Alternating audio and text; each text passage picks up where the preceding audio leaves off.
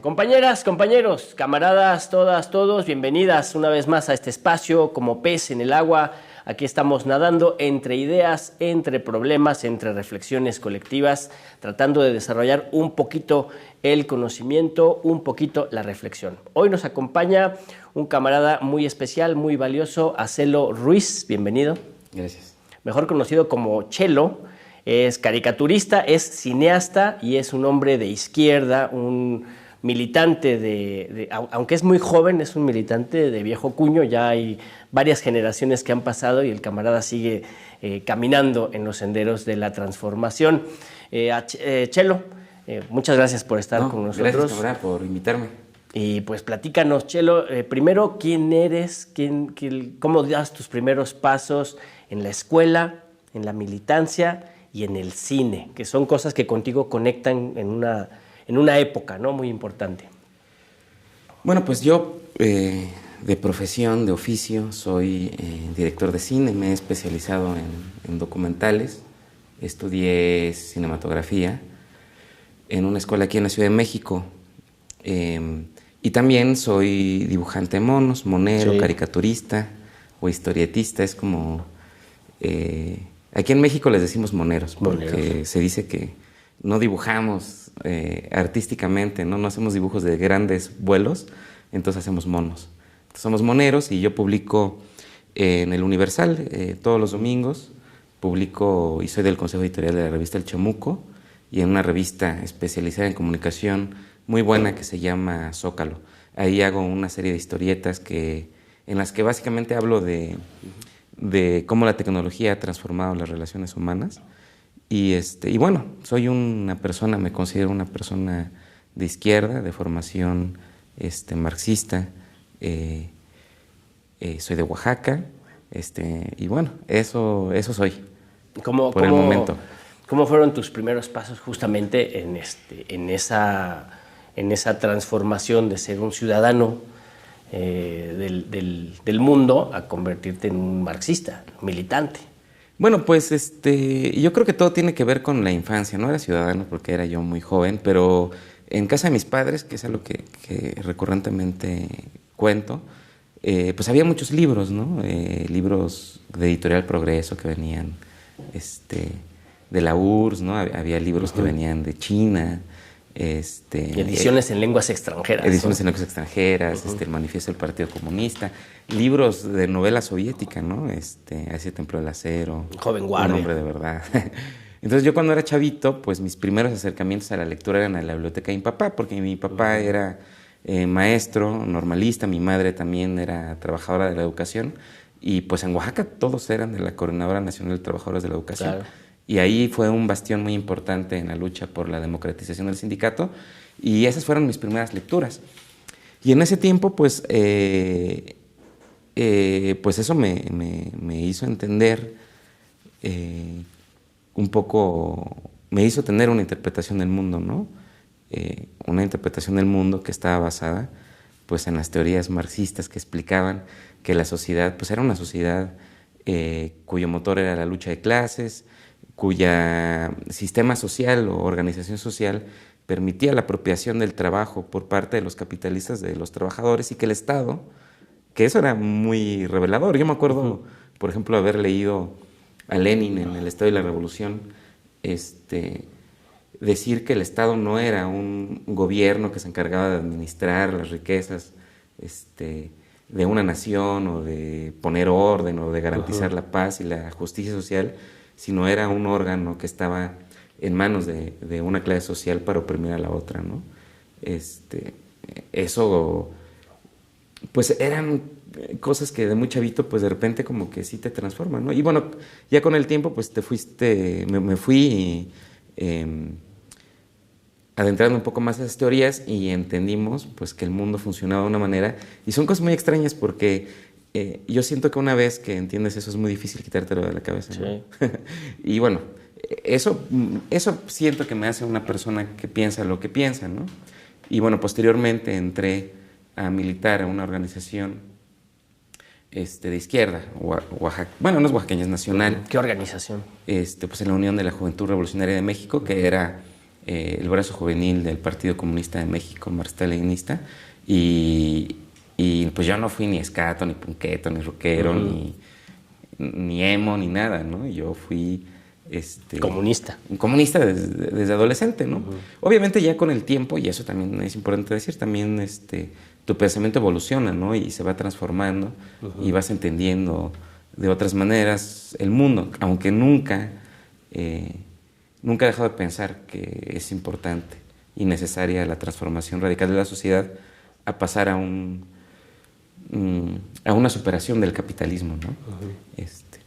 Muy chavito empezaste tú a hacer experimentación con la cámara, empezaste a hacer entrevistas, empezaste a buscar la forma de hacer documental antes de irte a estudiar cine, ¿cierto? Sí, fue muy curioso porque nosotros más o menos en 2005, 2000, o sea, hace un rato, ya. Pues ya era muy chavito, era yo un adolescente, y pues dentro de Oaxaca se hacían esfuerzos unitarios, ¿no? Existía lo que le llaman la COMPA, ¿no? La Coordinadora Oaxaqueña Magonista Popular Antineoliberal, que eran lo que después fueron los gérmenes de la Asamblea Popular de los Pueblos de Oaxaca. Eran las organizaciones disidentes de campesinos, indígenas en Oaxaca, que estaban dando una lectura de lo que estaba pasando en ese momento en el Estado. Había llegado Ulises Ruiz al poder y las organizaciones interpretaron que la llegada de Ulises Ruiz al poder bajo la consigna de no más marchas ni plantones era una expresión del neoliberalismo, era una manera de beneficiar a empresas, a modelos de saqueo del territorio, de saqueo de la riqueza. Y entonces, pues por ahí surgió la necesidad del movimiento de expresar a través de las herramientas audiovisuales esa interpretación que se vivía, ¿no? Entonces yo por ahí yo siento que del 2005 pues tomé la cámara y tomé una vieja computadora y pirateando programas y tal, y empecé a armar materiales audiovisuales que tenían que ver con eso, ¿no? Con esa necesidad de explicarse ese momento, y que después resultó que no estaba equivocado. Después al paso de los meses y de los años, pues esos conflictos entre el movimiento social y el gobierno se agudizan y estalla la primera insurrección del siglo XXI, ¿no? Sí, de hecho circuló de manera subterránea, ¿no? En la izquierda subterránea, un video que era pues casi de obligatoria consulta, que se llama Oaxaca de mis dolores. Ajá, a ese video me refiero. Sí, y entrevistamos ahí a compañeros de las organizaciones. ¿Ese no está en redes sociales? No, la verdad ahora me daría mucha pena. Era un esfuerzo de comunicación incipiente. De hecho, yo en ese momento, yo no quería ser cineasta, yo no tenía idea de eso, pero es muy fascinante y adictiva la experiencia de poner una imagen y poner otra imagen y juntarla y ver generar otras cosas a partir de la música. Entonces ahí fue cuando entré, mira, curiosamente justo a raíz de mi experiencia como militante, ¿no? Como encargado de la prensa. Exacto. De la organización. Y es que tú estás narrando esto y es muy importante porque tiene que ver con la formación política, ¿no? O sea, que no es un asunto nada más teórico de la discusión, de la lectura, sino de la práctica, de la actividad militante, ¿no? Entonces, cumplir una tarea específica que era la prensa, a ti te llevó a especializarte, a encontrar una beta para tu vida. Sí, justo. Fue fascinante, fue a partir de esa necesidad que yo descubro el cine y ya después lo hago parte de mi carrera profesional, ¿no? Y a partir de ahí, pues a ver películas, ¿no? A estudiar documentales, a estudiar pues sí, el desarrollo de ese lenguaje, ¿no? Que es toda una aventura y es una cosa que nunca acabas de entender. Ahorita vamos, ¿no? a profundizar en eso. El 2005 empiezas con estos experimentos. 2006... la insurrección, la primera insurrección del siglo XXI, ¿no? La conformación de la Asamblea Popular de los Pueblos de Oaxaca. ¿A ti cómo te agarra eso? ¿Qué tanto eso ha formado parte de de tu experiencia vital? Ahora no sé qué tanto contar de eso porque pues no hace Lo mucho. que puedas. Ajá. No hace mucho y habrá que ver qué tanto quedaron saldadas esas cuentas con el Estado, ¿no? Pero mi participación, la mía, la que te puedo contar, la personal, es que yo trabajaba en la radio. Bueno, trabajaba, es un decir, hacía aportes colectivos, digamos, gratuitos o guelaguetza, como le dicen en Oaxaca, Pero es ¿no? trabajo, es trabajo. Es decir, trabajaba yo en la radio del Magisterio, en Radio Plantón, en el 92.1 FM. Que la tomó con violencia la policía. Exacto. Entonces, pues, yo desde 2005, bueno, esto que te cuento de estos videos fue 2004, en 2004 llegó Ulises Ruiz, 2004, no era 2005, 2004, en 2005, por iniciativa del sindicato y de las organizaciones, se funda Radio Plantón, que empezó siendo una radio en los plantones del Magisterio, donde ponían las bocinas y los maestros hablaban y contaban cuentos y hablaban de su experiencia política. Y de repente, pues bajo iniciativa de otros compañeros, pues deciden, y con el auspicio de la sección 22 del sindicato, generar una radiodifusora ilegal, pirata, pero puesta en el edificio del Magisterio y auspiciada por ellos, ¿no? Había una comisión de maestros y yo como chavito... Hay que decir que no existían las benditas redes sociales. Pues no la eran, radio era, no. en ese momento la radio era el instrumento más potente de comunicación, ¿no? Claro, bueno, no había WhatsApp, el YouTube surgió en 2006, un año después, bueno, más o menos a finales del 2006 llegó a México, Facebook no había, pues todo era por mensajes de texto, ¿no? Y no había los medios de comunicación que hoy existen. Entonces, pues tener una radio era un lujo tremendo. Entonces yo empecé a trabajar haciendo producción, organizando las barras programáticas y teniendo incidencia en esa radio, que después, dicho sea de paso, una radio que nadie escuchaba. Era una radio, pues, al margen. De autoconsumo. Sí, pues de autoconsumo de la izquierda, ¿no? Y poníamos solamente a Silvio Rodríguez una y otra vez, y algunas otras canciones. Sí. Y hubo una participación de muchas organizaciones, muchos colectivos tenían ahí su programa de radio. Yo, saliendo de la universidad, cuando estudiaba comunicación, me iba para allá. Pero de repente el movimiento social empezó a tener un ascenso muy importante a partir justo de mayo del 2006, a partir de las movilizaciones del Magisterio. Acaba de pasar lo de Atenco. Sí. 3 y 4 de mayo, la represión en Atenco. 15 de mayo se instala el Plantón del Magisterio. Y el Plantón del Magisterio, que era un movimiento sin simpatías, muy localizado, muy tradicional. Era un movimiento anual. Muy tradicional, o sea, marchaban, pedían, les daban.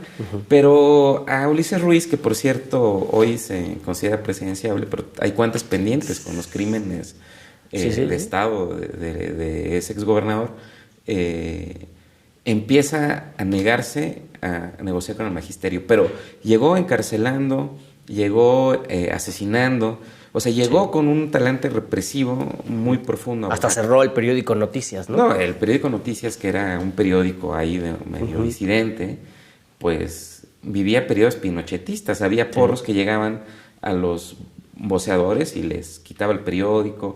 Era un tema. O sea, realmente él llegó con un talante autoritario brutal. Sí. Y pensó que la sociedad oaxaqueña era tibia, ¿no? O que era dejada o que nunca iba a reaccionar. Lo que sucedió fue que entonces el Magisterio, que estaba en manifestaciones por exigencias muy concretas, muy económicas, que eran uniformes escolares, revisión de pues cosas como muy sindicales, muy económicas, ¿no? Revisión de contractuales. Reformistas, dirían. De repente se vuelve el aglutinador de posturas que se empiezan a politizar profundamente, que empiezan por pedir el cese a la represión. Y entonces la radio, que era profundamente marginal, se vuelve el medio de comunicación más importante de la ciudad de Oaxaca. Y ese es un fenómeno brutal. Yo recuerdo cuando se convierte en eso. O sea, y empieza a partir de megamarchas que empieza a ser el Magisterio, que sucede algo que no sucedía. La gente de las colonias, de los barrios, los trabajadores, ven marchar a los profesores y la gente empieza a aplaudirles, les empieza a brindar su apoyo. En ese momento la radio se vuelve un catalizador del descontento popular. Entonces, un día el teléfono suena una mujer habla y dice, yo apoyo a los maestros y estamos en contra del gobierno, en contra del cacicazgo, en contra del priismo, estamos hartos de la corrupción. Y no deja de sonar nunca. Exacto. Hasta que la policía entra a las instalaciones del sindicato a destruir la radio, a desmontar el plantón, a meter presos a los maestros, y entre de esos presos pues estaba yo. Ahí ibas tú preso. Sí, sí, fue el 14 de junio del ¿A ti 2006. te agarraron en la radio? Sí. Ahí te... Sí. Sí, fue el operativo con el que el gobierno pensaba desmantelar Sí, el movimiento.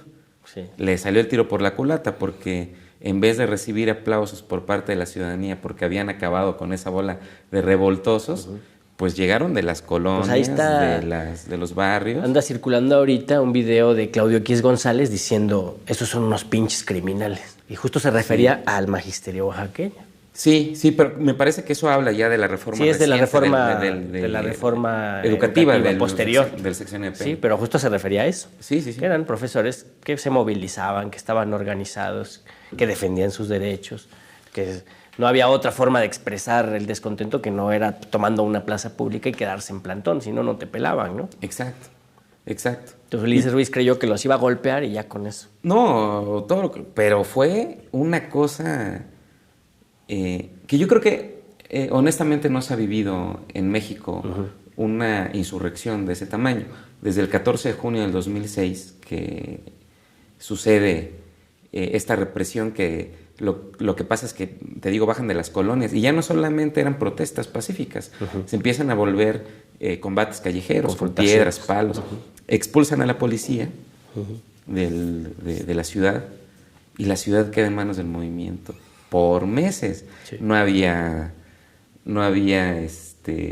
servicios de basura, no había policía, no había gobierno, el palacio de gobierno tomado, el palacio municipal tomado, las instalaciones de justicia tomadas, y la ciudad llena de plantones. La comuna de Oaxaca, le dijeron algunos compañeros. La comuna de Oaxaca, una cosa de una experimentación social que, no de una experimentación, de un movimiento social que yo creo que debe ser, que ya se ha escrito mucho, pero yo creo que incluso debe de ser aún más analizado ese proceso. Más sistematizado, ¿no? Es que es una experiencia de lucha popular que sirve justamente para la liberación de los pueblos, ¿no? Pero que curiosamente entra en una coyuntura muy complicada, porque mientras eso pasa en Oaxaca, proceso electoral, en el centro del país estaba viviendo el fraude electoral del 2006, sí, así es, que desvía totalmente la atención, y ambos procesos nunca se pudieron conjuntar, estaban separados, ¿no? Y la otra campaña también, con los zapatistas. La otra campaña, al mismo tiempo sucedía la otra campaña, sí. El subcomandante Marcos, delegado cero, recorría el país, ¿no? Justo en ese tiempo. Fueron momentos interesantes. Un 2006, año tremendo, ¿ah? En el 2006. Sí. Y luego sales con qué lecciones para tu formación, digamos, como periodista, como artista, como cineasta, ¿con qué lecciones sales de esa experiencia? Pues la primera y más importante, creo, es entender que la gente, que el pueblo tiene una capacidad de análisis y de rebeldía anidado en lo profundo de su ser y que cuando explota es imparable. Y es imparable, en serio. O sea, platicando, ahora que me he acercado a los movimientos armados socialistas de la Guerra Sucia de la década de los 70s, pues para ellos vivir un 2006 pues era un sueño, ¿no? Como una rebelión organizada de miles. De masas. De miles de personas, ¿no? Entonces a mí me impone un respeto hacia la voluntad, hacia la fuerza y la determinación de la gente. Y también confirmo mi postura política ante el mundo, ¿no? O sea, en el cine, en el arte, es muy común a veces ver todo desde un punto de vista solamente individual, ¿no? Pero para mí siempre como la política, aunque yo ya no soy militante, ¿no? Pues ya no soy militante en ninguna organización, ni en ningún colectivo, ni en nada, pero pues siempre es algo que tengo presente, ¿no? Cómo crear cosas que no sean solamente entretenimiento fatuo, ¿no? Sino pues aportar algo, ¿no? En la conciencia de la gente. Sí. Siempre pensando que es posible transformar el mundo. Y sí, sí es posible. Oye, pasando a la parte profesional, hiciste un documental acerca de la fuga de Oblatos, ¿no? Se llama así, la fuga de Oblatos. Se llama Oblatos, el vuelo que surcó la noche. Ah, muy bien. Es que el libro se llama La fuga de Oblatos, ¿no? Y entonces es una experiencia de camaradas guerrilleros, ¿no? Jóvenes valientes, como no les gusta decirles, ¿no? A quienes les dan ñáñaras que la gente luche por su libertad, jóvenes valientes que lograron escapar de la cárcel. Un poquito, platícanos de qué se trata la fuga de Oblatos, la experiencia de Oblatos y tu trabajo documental. ¿Cómo fue esa experiencia? Bueno, por ahí en esos años, en 2006, 2007, llegó a mis manos un libro que bien dice se llama La fuga de Oblatos, que escribió Antonio Orozco Mitchell, un ex militante de la Liga Comunista 23 de septiembre. En ese libro narra las experiencias que vivieron encarcelados en la prisión de Oblatos en el oriente de Guadalajara en 1976. Habían sido pandilleros cuando jóvenes de una pandilla de los vikingos en el barrio de San Andrés en Guadalajara. Luego se habían convertido en estudiantes organizados en el Frente Estudiantil Revolucionario y posteriormente todo ese proceso desemboca en la fundación de la Liga Comunista 23 de septiembre. Ellos están presos ahí y organizan en una área de máxima seguridad que se llama El Rastro, que era una cárcel dentro de la cárcel que estaba diseñada para tener a los presos políticos ahí y no contaminaran con sus ideas a la población. Y era un lugar absolutamente cuidado y estaban de los presos más perseguidos del país. Todos eran revolucionarios comunistas que habían tomado las armas, ¿no? Entonces estos muchachos, que en ese tiempo tenían 21 o 22 años, deciden implementar un operativo de fuga de prisión, apoyados desde el exterior, que era una tarea de rescate de presos políticos. Planean una fuga de la prisión. Yo siempre digo que esa es la fuga de Alcatraz a la mexicana, y que es una película de fuga. Pero aquí tienes libertarios que se están escapando, no son criminales. No, por supuesto que no. No son criminales. Bueno, en el Estado de Derecho burgués, pues obviamente han roto, y quien defienda esa postura del Estado de Derecho a diestra y siniestra, pues a lo mejor son criminales. Pero ellos tenían una justificación profunda, eran revolucionarios. Eran revolucionarios. Y se fugan de la prisión. Y ya conté el final de la película.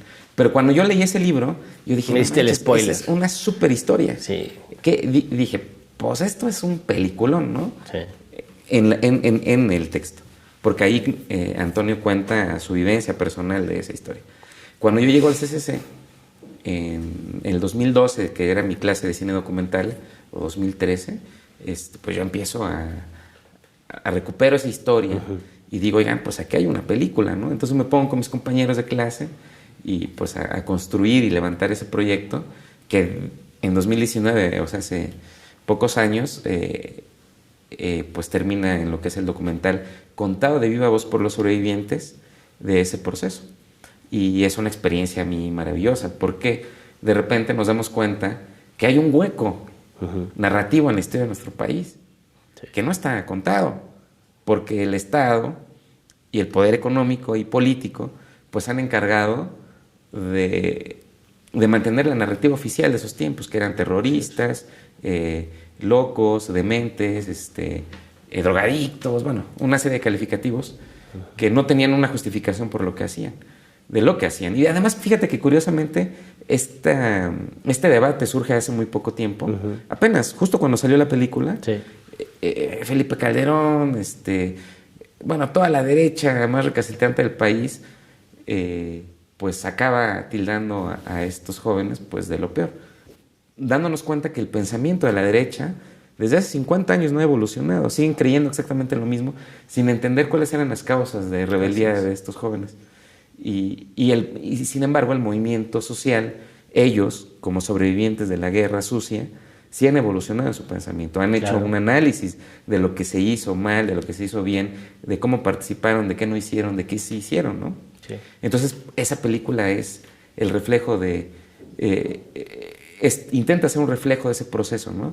De ese momento que es la fuga de la prisión de Oblatos. Y bueno, pues no es porque yo la haya hecho, pero para mí es una película que me tiene muy contento porque es la película que a mí me hubiera gustado ver en el cine, ¿no? Y por fortuna, pues a muchas personas les gustó, les conectó, más allá de lo que piensen políticamente, sino porque es admirable ver a unos cabrones que deciden fugarse a una prisión a costa de todo, ¿no? Claro, pues primero deciden levantarse en armas contra un régimen autoritario y luego presos deciden hacer la aventura del escape, ¿no? Que es épico, ¿no? Sí, es épico. Es épico. Pues muchas gracias por hacer ese material. ¿Dónde lo puede buscar la gente? Quien quiera verlo en redes, está en internet. Fíjate que hemos tenido ciertos problemas con la distribución. Es producción de la escuela donde estudié, del Centro de Capacitación Cinematográfica. De repente, por ejemplo, ahora que cumplieron 50 años de fundación de la Liga Comunista, en marzo de este año, 2023, pues de repente la programaban, ¿no? Y la ponían pues en escuelas. La película está disponible para algún colectivo, para alguna escuela, para algún sindicato que quiera ponerla. Es cosa de que nos manden un mensaje directo.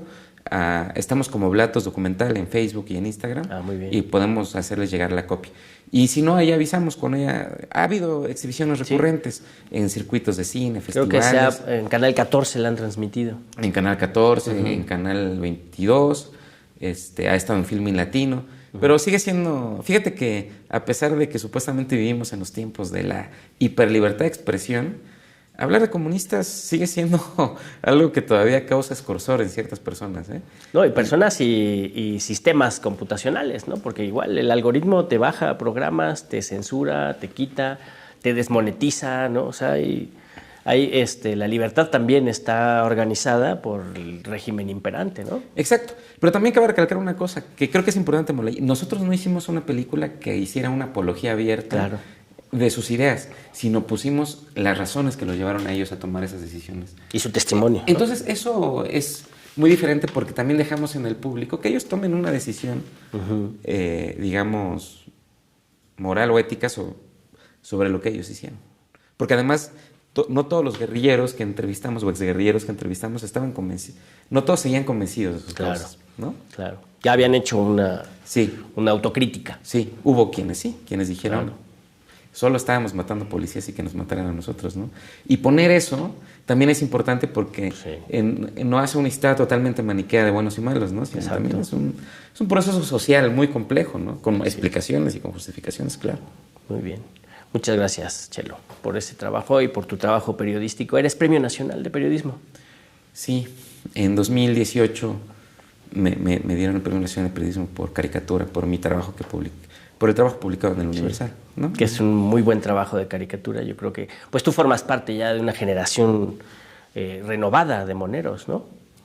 Pues eso espero. Pero eres de los más chavos, seguramente. Sí, hay pocos dibujantes ya. Sí. Ha habido poco, pienso que ha habido poco interés de las nuevas generaciones en la caricatura política, ¿no? Hay ahí pocos jóvenes, pero hay intentos de... Oye, la caricatura política de derecha es muy mala, ¿no? Yo he visto cosas que son muy malonas, así como muy facilonas. Yo creo que la caricatura política en general, la otra vez platicaba con un amigo caricaturista, con Pepe Hernández, ¿no? Que yo creo que hay una crisis en el oficio, ¿no?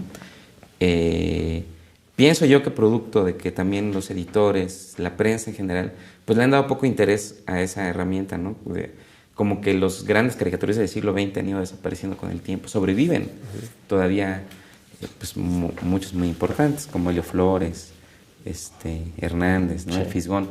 Pero ha habido pocas, y siento yo, no lo sé, pocos intentos de renovación de la caricatura de combate, ¿no?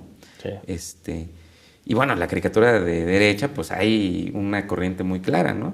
Hay quien en Twitter les dice los coparmoneros, ¿no? Porque incluso trabajan para la Coparmex, imagínate, la Confederación Patronal Mexicana, ¿no? Sí. O sea, la gente que intenta a toda costa no darles derechos laborales a los trabajadores. No perder privilegios, ¿no?